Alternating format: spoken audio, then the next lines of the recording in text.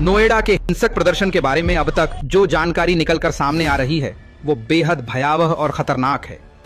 पूरा माजरा क्या था? 13 अप्रैल से पहले नोएडा में कुछ मजदूर अपने तनख्वाह वीकली ऑफ तहत कई मांगों को लेकर प्रदर्शन करते हैं। 24 घंटे के अंदर भाजपा की डबल इंजन सरकार सारी मांगे मान लेती है और मजदूरों की अंतरिम मजदूरी 21% बढ़ाने की घोषणा करती है। नोएडा गाजियाबाद के श्रमिकों को बड़ा तोहफा मिला है। योगी सरकार ने न्यूनतम मजदूरी यहाँ पर बढ़ा दी है। उसके बाद अगले दिन प्रदर्शन और हिंसक हो जाती है और आंदोलनकारियों द्वारा नोएडा सेक्टर 2 होजरी कॉम्प्लेक्स में आग लगा दी जाती है। कंपनी की बिल्डिंग पर पत्थर चलाए जाते हैं। सवाल यह है कि जब सरकार ने सारी मांगे मान ली थी तो हिंसक प्रदर्शन क्यों? प्रदर्शन के नाम पर महिला पत्रकार पर शोरूम्स को जलाना, पुलिस की गाड़ियों पर पत्थरबाजी करना। आप ये तस्वीरें देखिए, ये लोग आपको मजदूर लग रहे हैं? और भारत को नेपाल और बांग्लादेश बनाने की चाह रखने वाले कांग्रेस इन बहरूपियों को मासूम मजदूर कह रहे हैं। क्या हमारे देश के मजदूर अपने देश की बर्बादी चाहेंगे?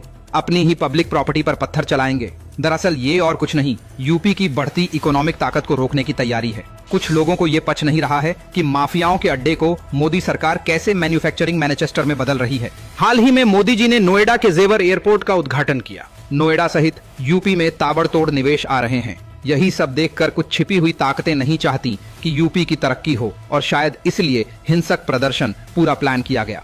जब यह सब कुछ हो रहा है, कुछ लोग उस शांति को समृद्धि की ओर बढ़ने से रोकने के लिए अशांति पैदा करने के भी षड्यंत्र कर रहे हैं। हम प्लान का दावा इसलिए कर रहे हैं क्योंकि सोशल मीडिया पर वायरल व्हाट्सएप ग्रुप के चैट्स की माने तो प्रदर्शन से पहले इसकी प्लानिंग की गई। किसी को कपड़े में पेट्रोल बांधकर फेंकने की सलाह दी गई, तो किसी को कंपनियों पर रात में हमले करने को उकसाया गया और किसी को शक ना हो इसलिए इन ग्रुप्स का नाम मजदूर यूनियन रखा गया। और ये पैटर्न पहले भी अपनाया गया है बंगाल के सिंगूर में, जहां टाटा नैनो का प्लांट आंदोलन प्लॉट करके बंद करवाया गया। तमिलनाडु के टूतिकोरिन का स्टीयर लाइट प्लांट बंद कर दिया गया, जिसके कारण आज तांबे के लिए भारत इंपोर्ट पर निर्भर है। और अब इनके निशाने पर नोएडा है। फिलहाल 300 लोगों को अरेस्ट किया गया है। मामले में पाकिस्तान लिंक भी सामने आ रही है।